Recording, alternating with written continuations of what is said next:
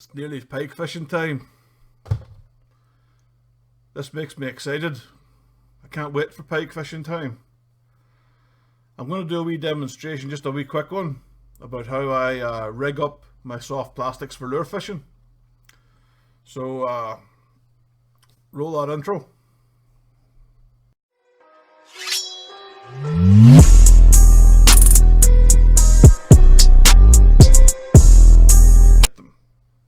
Baits like this. This is a Weston shad tease. This is a fox shad, fox rage shad. I can't remember I think it's albino trout. But you can see these are very, very thin profiled baits with a big paddle tail. Both of these, the Weston bait, okay, the Weston bait's a little bit thicker, but again, not by much, and big paddle tail. With these baits, I prefer what's called a wire harness. Now, my way of thinking, because these are very, very thin, you want your wire harness to move. I use two types of rigs for my lures. I use a wire harness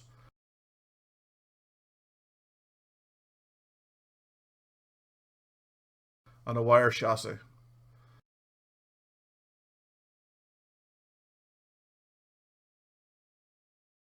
A wire chassis is a solid stainless steel leader that's been purposely bent and kinked into making a wire chassis. Baits that I would use a wire chassis are stuff like this.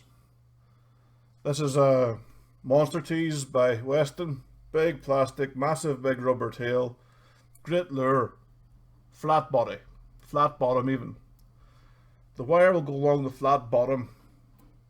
Now, the two rigs, the two types of chassis that I'll show you, you can fish them either weighted or you can fish them no weight at all. I use a lot of split rings, so you can chop and you can change and you can make it as heavy as you want. Like this one here has a 40-gram lead head.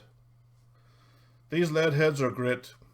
As you can see, they just screw into your bait. Now, every company out there, from Savage Gear to Fox to Weston to any lure company that makes big soft plastic lures, will do lead heads like this. And the beautiful thing about having the ones that screw in, you can cast that all day, every day of the week, and 5 times on Sunday, and that screw won't pull out of that head of that bait, no matter how much of a kicking the bait takes. Now, this is a fox rage pattern, this is a perch pattern. Again, Loch Earn, Loch Allen, Irish, peat stained or limestone fisheries. That's the colours that you want. This really performs well. Now, just set that over there. These aren't the only plastic baits that I use, and before I actually go into a demonstration on how to make the wire harnesses, I'm going to show you some of the other plastic baits that I use and some of the modifications that I've had to do to them. Excuse me while I untangle this from my leg.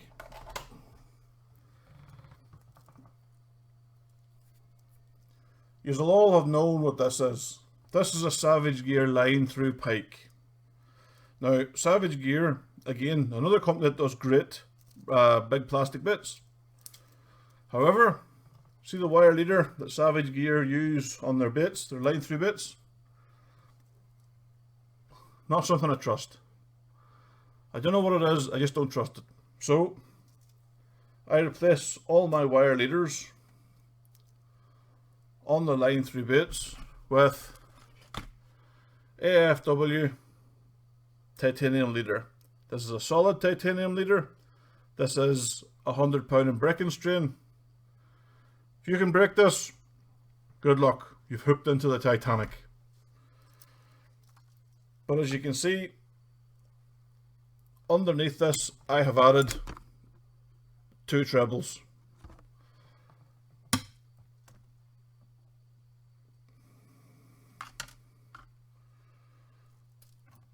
when the pike hits it, the treble is obviously stuck in the pike's face, and the lure slides up the trace. Again, this is meant to save your lure from getting destroyed by the pike, leaving only that in the pike's mouth. Now, you'll be able to see that is a crimp. That wire is crimped. There's a split ring, there's another treble, and then there's a 4-inch link. Again, same wire, crimped. I put shrink tubing on it just to be fancy. Another split ring and a little homemade bait spike. You've caught your pike, you've unhooked your pike, you're wanting to get your lure back in the water. You simply slide it back down, and then you just push your little bait spike into the back of the bait, and away that bait's good to go. It's important to have stuff that you trust. I wouldn't recommend to anybody stuff that I wouldn't use. So when I say to people, American fishing wire is what I use, it's because I believe in it, it's because it works, it hasn't let me down. Another thing that's important, it's very, very important when you're using lures, is those swivels. Ball bearing swivels. Now that might look like a monster of a swivel, but it is a bit big. And the swivels I use for my lure fishing, I tend to think along the lines of, let's make them as big as we can, let's get them as strong as we can, therefore they're going to take as much punishment as I throw at them, and there's not going to be any issues with them, the swivel's not going to go. That's just how I work. Overkill is underrated. Another Savage Gear lure that I quite like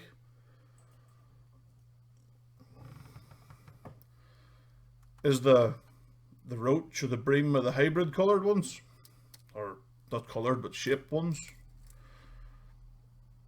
And you'll notice that that swivel there is a slightly different swivel. It looks a bit more like a normal swivel. Well, that's where you might be a wee bit mistaken, because they're not just normal swivels. These are 150-pound swivels designed for catfish, for Wales catfish. Joy of joys, guys, joy of joys. I went through step by step how to make the wire trace for that there. Step per step, squeezing every crimp, even shrink tubing the damn thing. Can you see the shrink tubing? Can you see how sexual that looks? And the audio got turned to garbage for some bizarre reason. So there was loads of footage of me rabbiting on and no sound. So we'll try and do it again in slow time, where we're going to make one of these. Obviously we're not making the plastic lure, we're just making the hook harness to go on your shad type bits. So let's just set you up there out of the way before I get myself caught on you, because that would be like something that would happen tonight, because I swear the gremlins are out to get me tonight. We're going to make a hook harness for one of these. This is a Weston. This is a Shad Teez.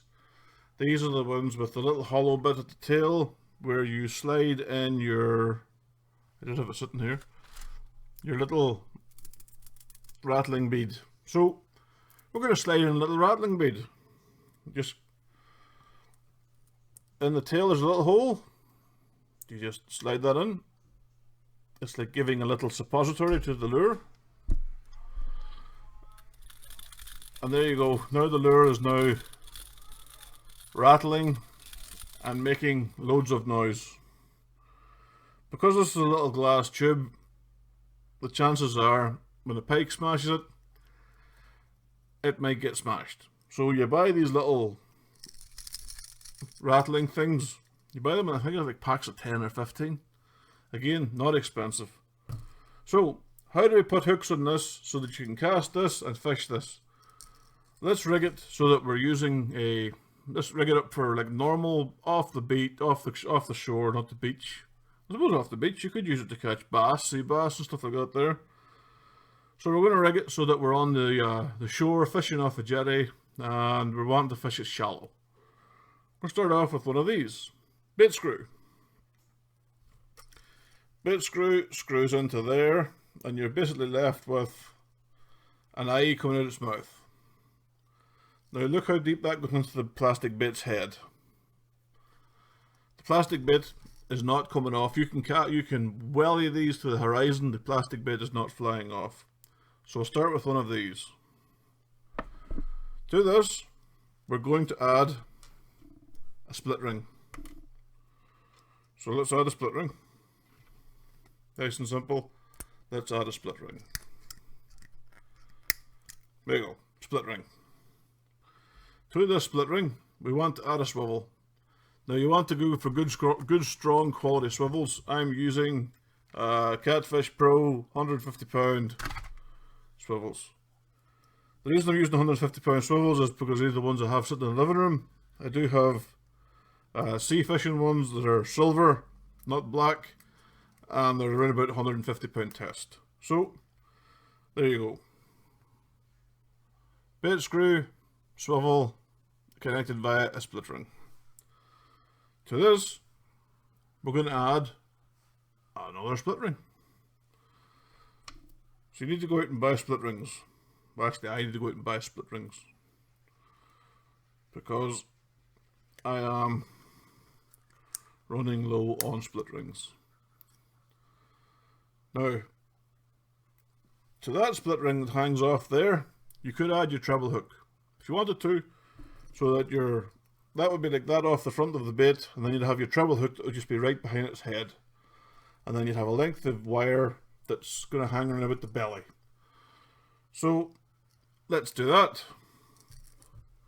Let's imagine that I have attached a treble hook to that swivel, because I'm not going to do it now because I'm only going to end up catching my friggin' hand on the treble hook, and then I'm going to have smart arsers on YouTube laugh at me. So magic, there's a magic, pretend there's a treble attached to that. We're also going to attach a length of titanium to this swivel of about 5 inches.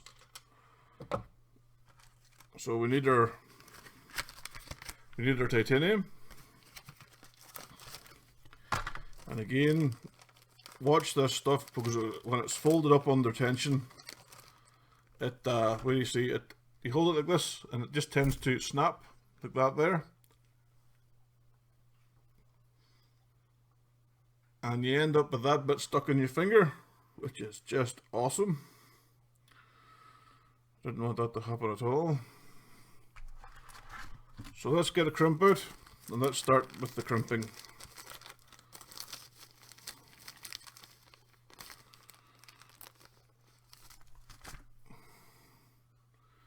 These are just standard crimps. These are AFW crimps that come with the wire.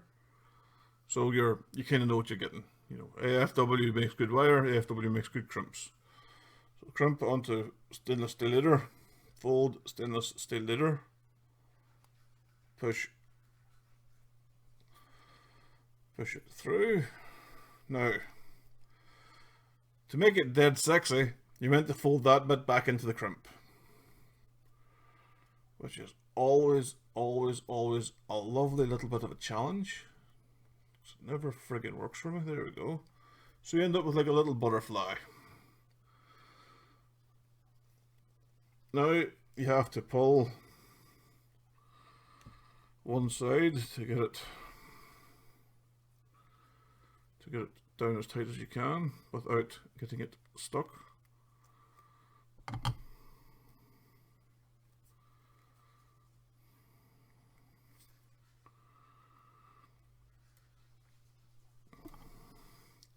So you end up with a good loop. And you're going to crimp this loop.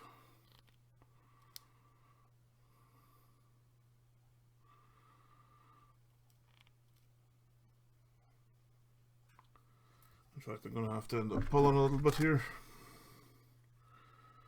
This is where it gets a bit fiddly.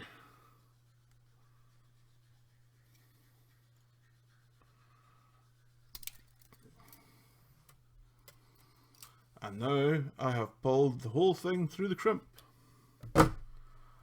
Balls. Start again, shall we? Test your patience. It really will test your patience. Right, let's just snip this off and start again.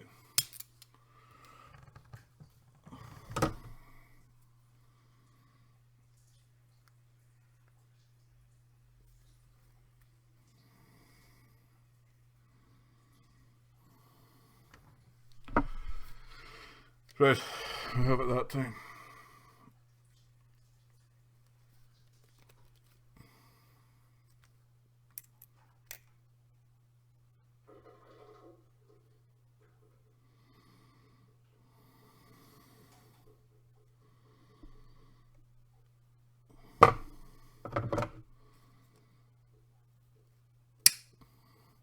Now I can put the rest of this away before I end up catching myself on it and taking my friggin' eyeball out. So you have your loop and your crimp. We're going to shrink tube it to make it a bit sexy. Okay, let me just find a pair of scissors.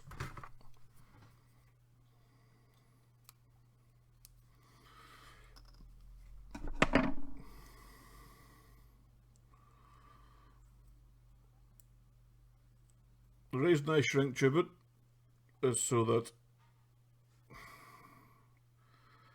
the little tag end of wire doesn't get wrapped around my trace or potentially damage my braid.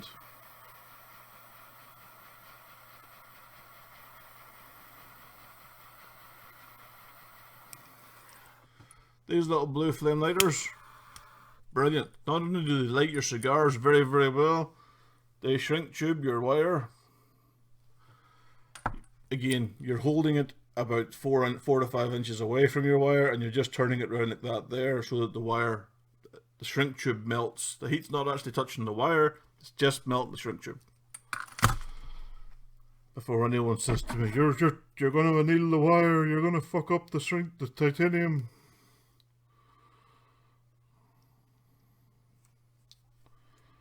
This isn't my first rodeo.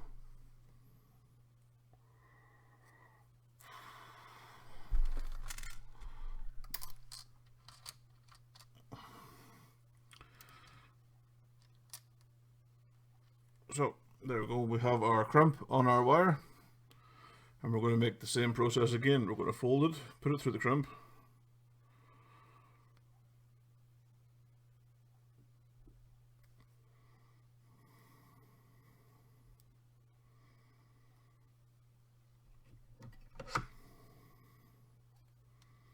Hold it in out. There we go.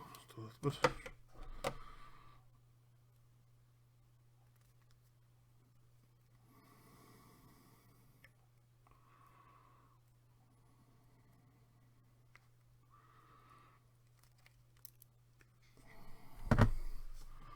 There you go. Crimped titanium solid leader. It's not going to move.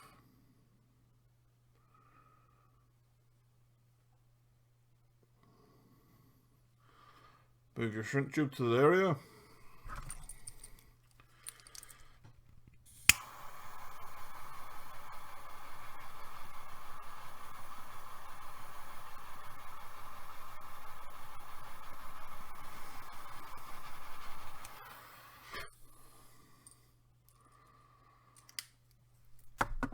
And there you go. There is your titanium hook length that we're going to attach to your this thing.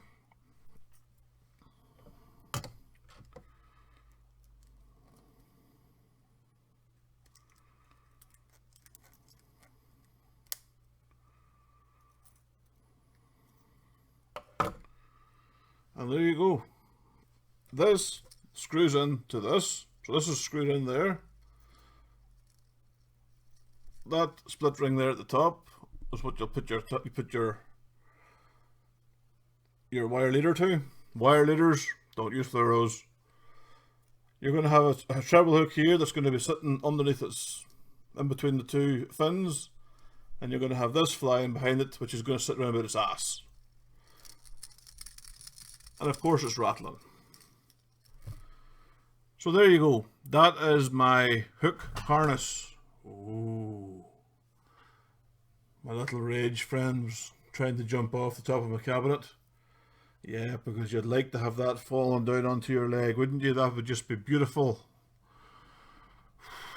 Not having a good day. So we have made our hook harness. Again, hook harness is wire, so hook harness is almost as flexible so that your baits can jiggle and do their own thing in the water. A hook chassis is solid wire. You want a little bit of rigidity. You want it to be stiff. Calm down. Get your mind out the gutter. I know what you're thinking. So you want it to be stiff. So let's look about making it stiff. Hey, boom, boom. You're going to use your solid wire. These are stainless steel welding rods. This is 1.6 millimeters thick. You can use 1.6 up to 1.8. I have 1.6 and 1.4, 1.8. 1.4 I use to make little MEPs, stuff for perch, flying condoms for salmon, and stuff like that there. Bigger buzz baits and spinner baits, you'd use this sort of wire. This sort of wire is great because you can put your own little eyes in it. Now making an eye is dead easy. I'm going to show you how to do that. Say you want a solid length of wire. Solid length of wire. I've already put one eye on one end of it, and I'm going to make another eye at the other end. Now, solid length of wire, there's no way that the hooks are going to touch each other, there's no way that the lure is going to fold up. It's providing that stiffness that basically makes the bait stiff. So, knippex. Keep that to one side because you'll use that later on. And this is the bit that you're working with. This is the end you're going to want to make into another eye. So how do we do that? Well, take our pliers. These are good for this. You give yourself a bit of working room. Leave about an inch. And you try and keep it so that you're in line with the eye below you. You bend it out a bit. You then bend it back on itself a bit so that you have a kink, like so. Then you take the top, you take your wire and you put your pliers into there, and you come down so that you have it like that.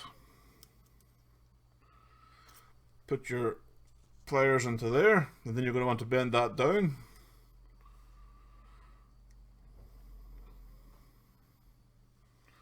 This is where using the corner of your table works for me. But trying to do it with your hands, a bit of a pain in the hole. Oh, try not to break your table. You'll need that.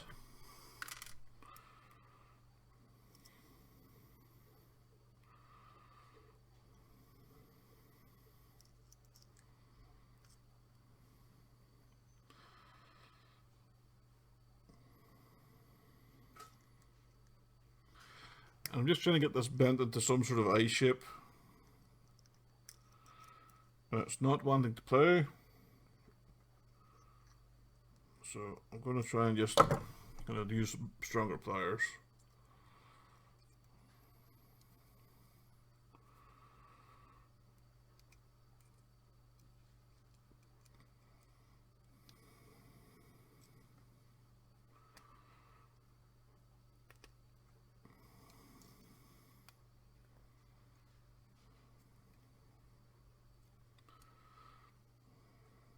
There you go.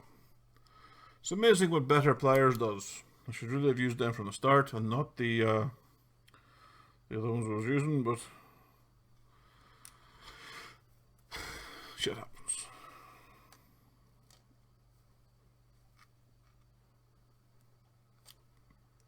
So there you go. That's what you're left with. And you want to basically have this going around your wires, so it's not going to untangle. Not that it would unwrap anyway, because it's stainless steel wire.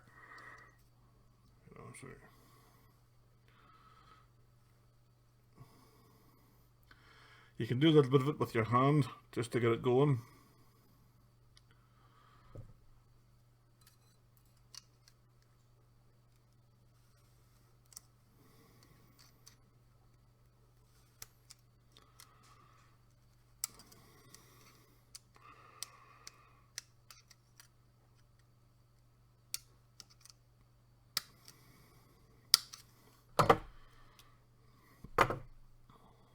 And there's the basic loop.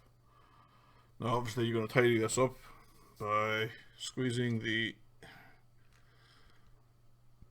this bit in like this. So there you go. And then you're going to crimp it down a bit.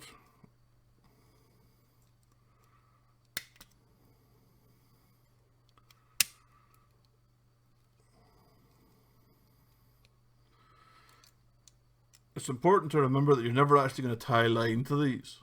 The only way these are going to be connected is by a clip from your wire trace. So there you have it. Your solid wire leader. That's going to be hook at one end, hook at the other.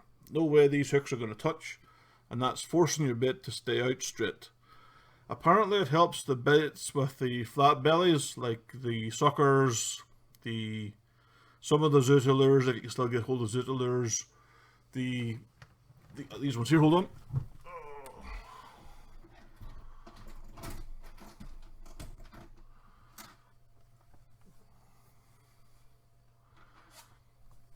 Oh. The Weston Shad Teez.